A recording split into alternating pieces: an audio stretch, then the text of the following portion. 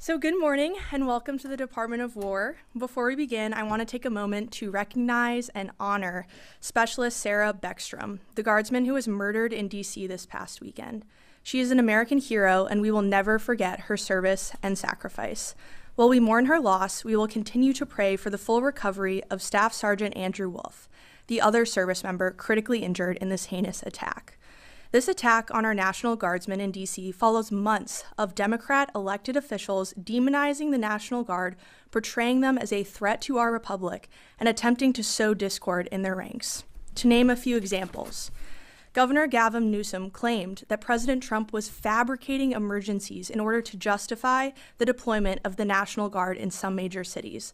Governor J.B. Pritzker claimed that the deployment of the National Guard amounted to an attack on the American people. Outside an ICE facility in California, Rep. Maxine Waters taunted the troops standing guard and demanded to know whether they intended to shoot her. And of course, the seditious six urged members of our military to defy their chain of command in an unprecedented, treasonous, and shameful conspiracy to sow distrust and chaos in our armed forces. This rhetoric insults our warfighters who put their lives on the line every day to keep Americans safe, and it creates an environment where criminals feel emboldened to commit violent acts against them. Right now, over 2,200 National Guardsmen from all across the country are serving as a part of Joint Task Force DC, with an additional 500 on the way.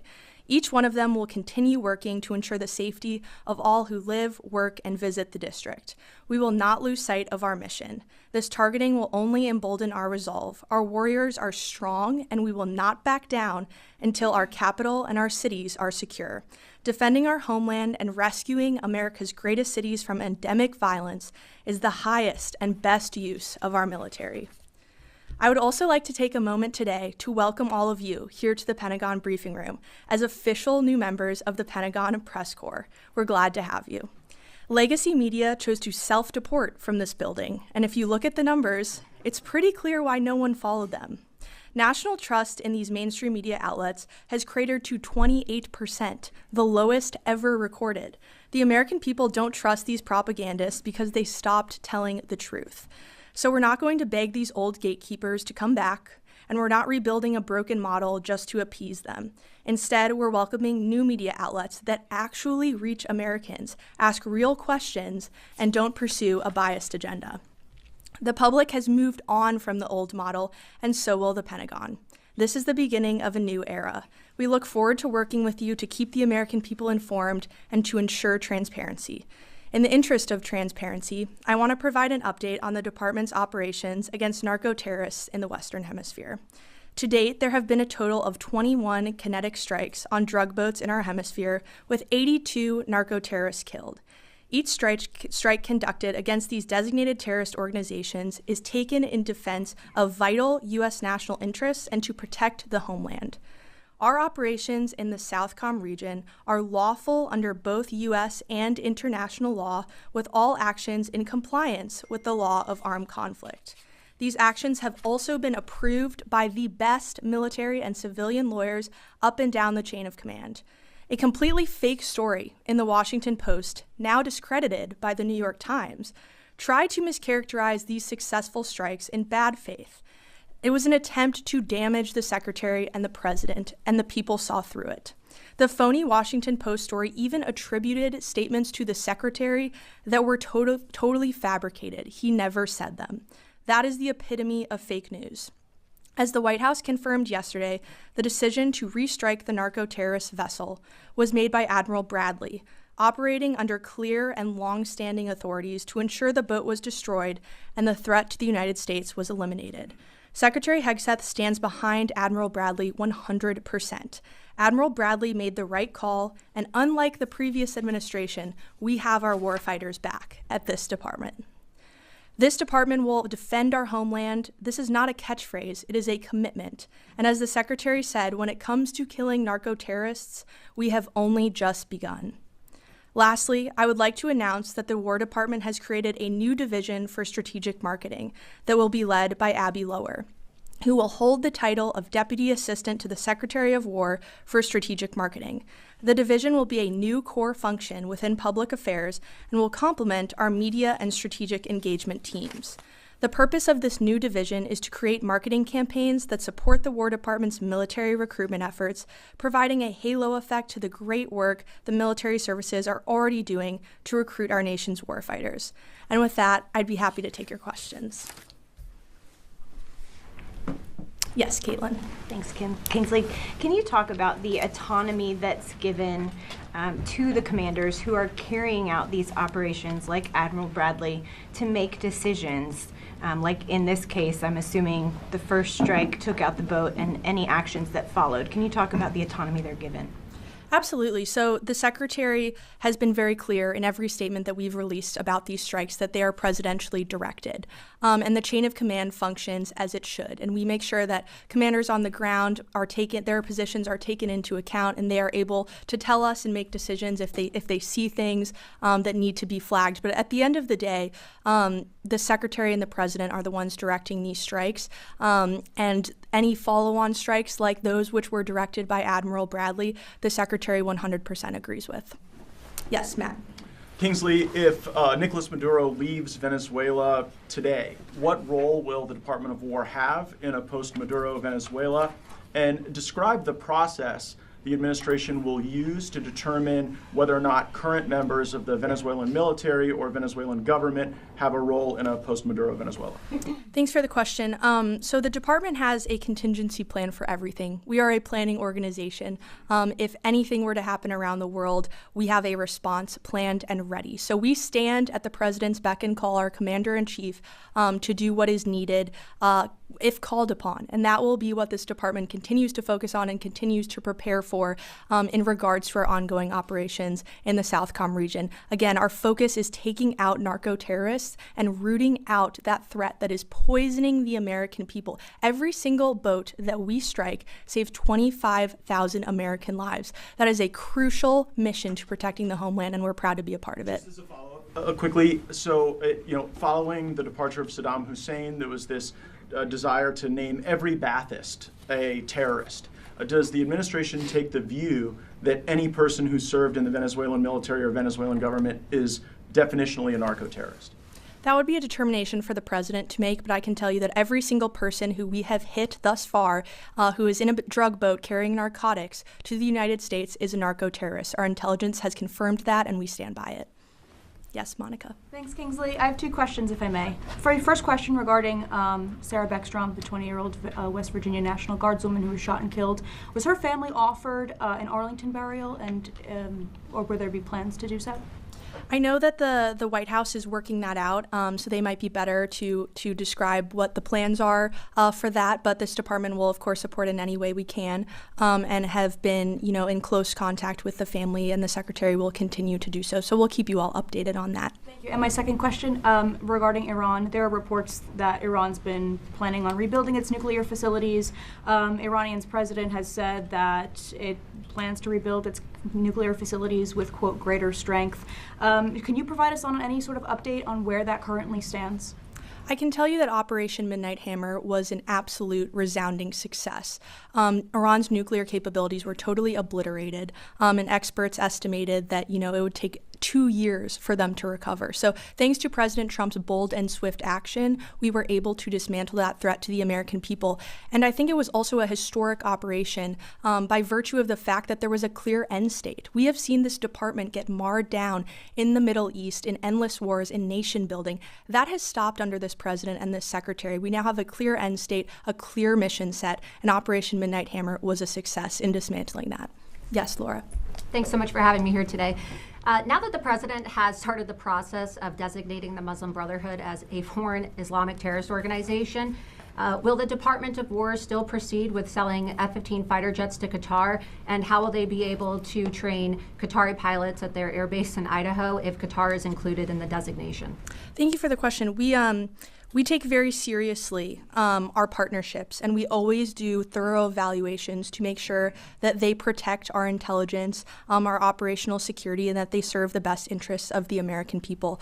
The U.S. military has a longstanding partnership with Qatar, and we look forward to continuing that partnership at our air base in Idaho. And I would just point out that for reference, the Mountain Home, Idaho Air Base is not just Qataris that train there. There are also Singapore military folks that are there as well. So it is a base that we do a lot of foreign military training, and we are thankful for those partnerships, and we'll continue to evaluate all of those to make sure, again, that national security is protected. That is the Secretary's utmost priority. But given the fact that the Qatari royal family and Qatar itself is the biggest financier, along with Turkey, of course, the financier of the Muslim Brotherhood, would that relationship and partnership be reevaluated since the designation could possibly include Qatar?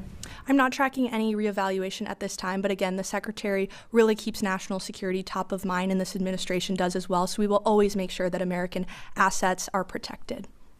Yes. Hi, David Zier, Real America's Voice. It's great to be here. I want to know if you can confirm any additional National Guard deployments under Title X in additional cities, and have any governors reached out for help under Title 32 as well? And how do you determine how National Guard troops, how many are armed? Great question. So I don't have anything to announce at this time in terms of new deployments, but I can tell you that our mission set is critical. We are keeping American cities safe all across this country, and we are going to remain committed to that. These missions aren't going to stop in Chicago, in Los Angeles, in D.C. We understand the urgent threat that is facing many of these cities, and the National Guard is proud to step in alongside our law enforcement partners to help with that. And I can confirm that everybody in D.C. is now armed, and a lot of our D.C. National Guardsmen are now also doing joint patrols with members of the police department here in D.C. So their safety is, of course, top of mind, and we will continue to make sure that they're able to do their jobs in keeping all of our great Americans safe across our cities. Yes, Bradley. We're now 90 days into these Venezuelan drug boat strikes. A growing number of members on Capitol Hill are getting their mettle up with regard to war powers. If they do move forward with some sort of war powers effort, will the administration seek to challenge the validity of the war powers resolution, or will it comply? I wouldn't want to get ahead of the president's decision-making process in regard to Venezuela, but I can tell you what I mentioned earlier is that the department is a planning organization. We are always ready. We have plans for every single contingency, and we are going to make sure that when it comes to narco-terrorism, we're dismantling that throughout the Western Hemisphere, and you've seen that in the success of our strikes. One follow-up, if I may. 53% in a recent CBS YouGov poll said they support the strikes on these drug boats, but 70% said no military operations within Venezuela. Nevertheless, members of Congress are increasingly calling for regime change there. What's the Department of War's message to those members of Congress? The Department of War stands behind the president 100%, and we will execute on the orders that our commander-in-chief gives us, and we're proud to do so. That will continue. And again, any decision that is going to be made about certain military actions in the Western Hemisphere region will be the president's alone. Yes. Todd Wood from CDM's Armed Forces Press. There's been a lot of reporting that, yes, it's about drugs in Venezuela, but also possibly about election fraud electronically. Do you have any comment on that? And also, are assets, we've heard that Special Operations Aviation assets are exercising for direct action missions in that region. Can you confirm that at all? On your first question, I would refer you to the State Department. I think they would probably be able to give you a better answer on that. But in terms of your second question, I can tell you that we are conducting training missions and exercises. We've got the forward aircraft carrier now that is down there in the Southcom region. And as I said, the department's a planning organization. So a big part of that planning is doing trainings and make sure that we're ready at a moment's notice to protect our interests and to protect the American people from narco-terrorism. Yes, RC. Has there been a determination at this point from the Army Secretary on a Distinguished Service Medal for Specialist Sarah Beckstrom? I would refer you to the Army for that, and if I hear anything, I will keep you posted. That would be wonderful news. Yes, James. Hi, James O'Keefe. Nicholas Terza, branch chief here at the Pentagon, was caught on a video in the spring stating, quote, "Trump is illegitimate. We're going to resist him, quote, everything he does." We know there are other people like this that work here. My question is, what steps is the Department of War taking to identify and address personnel who are in the self-described resistance movement? Thank you for the question. That's why the work you all do is so important. This is a big building, and we want to make sure that we have the absolute best people working at it to protect Americans every single day. We don't take lightly what every single civilian and military person in this building do every single day. They do a lot of hard work, and we want to make sure that they're up to the task, and that they're on board and willing to serve our commander-in-chief, who was elected by the whole of the American people, to serve as our president. And we support him 100% here at the Department of War. That is our mission. That is our chain of command. So personnel is policy. The Secretary has said that many times, and I know you all in this room are aware of that as well. That was really the crux of his speech at Quantico not long ago to the generals. Our people are our most important asset. So we will continue to make sure that our people are consistently putting America first. That's something we care very much about. Yes, Alex. Thanks, Kinsley. Are there plans to host or hold more of these regular press briefings? And if so, how frequently? Absolutely, we'd love to. It'd be great to get everybody in here. I know we have the Christmas holiday coming up, but we'd love to make it a weekly or bi-weekly tradition. So we're excited to have you all in the Pentagon for those. And we was receiving more readouts of the Secretary of War's meetings, with the President yesterday, much like the State Department and the White House, that provide readouts and scheduling and things like that. Will we be receiving more of those? Absolutely. In the interest, as I said in my opening, in the interest of transparency, we want to make sure that you all are informed. That's a commitment we take seriously. Obviously, we're slightly different than other agencies in that we have national security and operational concerns, but we will tell you as much as we can because we want the American public to know all the incredible things that our warfighters are doing every single day and all the amazing initiatives the Secretary is pursuing here at the Department of War. Yes. Thanks, Kingsley. Jordan Conrad's from Gateway Pundit. I wanted to ask you, in May, the Secretary announced a new investigation into the Afghanistan withdrawal under Biden. In light of the recent events with one of these refugees killing a service member, is there any updates on that investigation? I don't have any updates for you at this time, but I can tell you that the review that we're doing into the horrendous Afghanistan withdrawal under the previous administration, the Biden administration, is expected to be complete by summer of 2026. And we are committed to ensuring that this review, unlike others, is much more unredacted, that the American people are able to consume the report for themselves and see what truly happened on that fateful day and that fateful withdrawal. And we owe it to our service members to accomplish that. The review is being led by our chief Pentagon spokesman and senior advisor to the Secretary, Sean Parnell, an Afghan veteran himself. And he takes very seriously the responsibility to getting answers to the American people. So we are committed to that 100%. And in summer 2026, the public will be able to have that report. Yes. Thank you, Kinsley. Question for you in regard to the Afghan withdrawal. When we brought all these migrants onto military bases, or these refugees onto military bases, we saw a surge in assault immediately after, sexual assault and physical assaults. And then all of a sudden, under the previous administration, we no longer learned of anything that was happening anymore on these military bases. Does this Pentagon plan on giving us any type of criminal data on that to see what actually happened when they were brought onto these military bases? And do we have any status updates on FBI investigations and such? So for FBI investigations, anything that would be a criminal law enforcement matter would obviously be something to direct to the Department of Justice, as we cannot speak to that from our perch here at the Department of War. But what I can tell you is that we are aware of a lot of that activity that went on. It's despicable. One is too many, right? And we understand that the Biden administration unfortunately put our troops in our country last in many cases. The Secretary is committed to correcting that, and I think that's what you're going to see going forward. Yes. Yes. Thank you. I wanted to ask about Somalia, which isn't talked about very much, but we have done 101 strikes in Somalia in 2025. And there was a raid carried out in some caves, and I'm quoting former Congressman Matt Gaetz, who I didn't realize would be here today, but he asked why we're sending, quote, hundreds of U.S. troops into fortified caves in Somalia to kill like 5 guys. And I think it's a good question as to why the U.S. military is still in Somalia. Thank you for the question. So I can assure you, right, this is an America First Department of War and president. So we aren't conducting forever wars in Somalia. We're not seeking regime change or, we're not nation building. But I will say that this department's narrowly scoped, intelligence-driven counterterrorism operations in places like Somalia, alongside our partners, allow us to protect the American homeland from terrorist threats and to protect our interests. So we will continue to make sure that the American people are kept safe. That's our utmost priority. But, we're not isolationists. We're also not neocons. We're realists. We understand that threats face the American people every single day.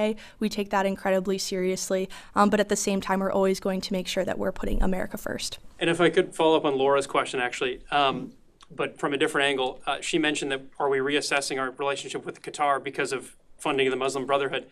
It's been widely documented in mainstream Israeli papers that the Israeli government funded Hamas, which we also designate as a terrorist organization.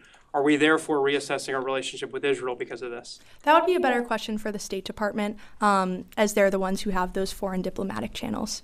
Yes, Ryan. Thank you. And thank you for doing this press briefing.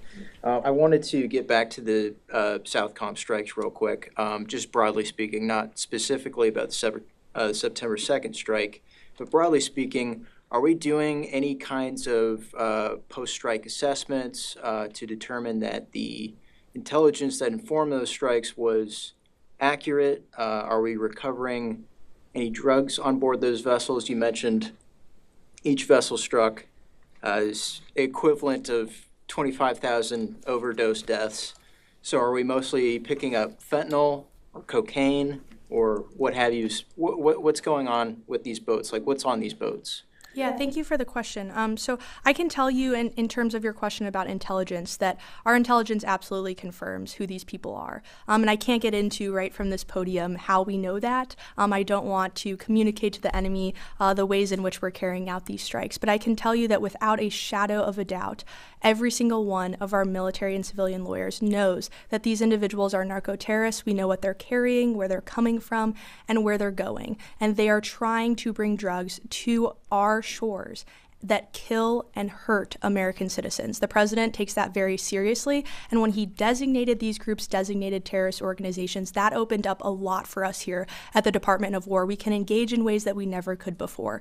So that's all I can say at the moment on that topic, but I can 100% affirm that we know without a shadow of a doubt who these narco-terrorists are. Yes, Wade. So you were speaking earlier about the Washington Post report concerning the Secretary of War and Admiral Bradley. And my question is, does the Department of War plan on pursuing any sort of legal action against the Washington Post? And what consequences will there be for lying to the American people? Because, of course, the implication there was that Pete Hegseth and Admiral Bradley are war criminals. And that was the implication, and that's what a lot of people on social media were saying after the fact. So could you speak to that? Yeah, it is frankly disgusting that the Washington Post would publish something that is so insanely false. And we've seen this from the mainstream media before, right? Anonymous sources that are being quoted that probably have no idea what's going on. And the Washington Post actually went so far as to falsely attribute a quote to the Secretary of War, that he never said. That is preposterous that they would write that and pass that off as true journalism. Thankfully, the New York Times stepped in and corrected the record and let the American people know that what they were publishing was absolutely fake news. So the Washington Post, I think readership should think twice before reading that outlet again. It is disgraceful that they call themselves journalists, and we told them as such, right? We get press queries like we do from all of you. We told them this story was completely fake news on Thanksgiving evening with a 3-hour deadline, and they still published it anyway. It's disgraceful, but thankfully the American people see through it. Yes, Jack. Kingsley, does the Secretary's office or the Pentagon in general, the department, have a message for Senator Wicker, who as a Republican has now backed this inquiry into Secretary Hegseth, again, accusing him of war crimes? It seemed strange to see a Republican going after one of President Trump's own cabinet members. So I can confirm that the Secretary of War spoke with Senator Wicker, and they had a good conversation where he was able to explain to him a lot of the rationale behind these strikes. And we work closely with all of our partners on the Hill, whether Republican or Democrat, to keep them up to date on what this department is doing in regards to the strike. So we will continue to do that, and we'll continue to brief members of HASC and SASC, and we look forward to continuing those relationships. Quick follow-up, you mentioned working with partners on the Hill. Another senator on the Hill, the Democrat side, is Senator Mark Kelly. Now, we heard some reporting about a possible investigation into him regarding his status as a retired member of the United States Navy, still on pension, and therefore still under the jurisdiction of the Uniform Code of Military Justice. And as such, his membership, you mentioned the seditious six, would that be grounds for possibly bringing him back to active service for an investigation, for NJP, or even a full court-martial? So you're correct. The Department of War received serious allegations of misconduct against Senator Mark Kelly, and in accordance with the Uniform Code of Military Justice and other applicable recommendations and regulations, we're doing a thorough review of all of these allegations. And the Secretary of War has tasked the Secretary of the Navy, John Phelan, with doing a thorough review, looking into all of these allegations and providing him an update on December 10th. So we will have more information to come on that. But I would just add that this despicable video that Mark Kelly participated in with the seditious six was a politically motivated influence operation that was an attempt to undermine the chain of command to sow distrust and division in our armed forces. That is absolutely ridiculous, and it puts our warfighters at risk. And again, he doubled down on the Sunday shows. I don't know if you all saw him on the Sunday shows, but he basically insinuated that service members who do not defy President Trump's orders could face potential prosecution in the future when Democrats are back in power. He even called our troops and likened them to those of the Russian military. This is totally disgraceful from an elected official, and the department takes it very seriously, and that is why we have launched this review. And just to be clear, so if Secretary Phelan were to recommend court-martial, that would be on the board? What was the question? Sorry. If Secretary Phelan were to recommend court-martial, that could be an option on the table? All options are on the table at this moment in time, and we look forward to getting the Secretary of the Navy's review. And the Secretary of War has been very clear in his statements as well that he takes this extremely seriously, and it is unacceptable. That's all the time I have today. Thank you all so much. I really appreciate you coming out.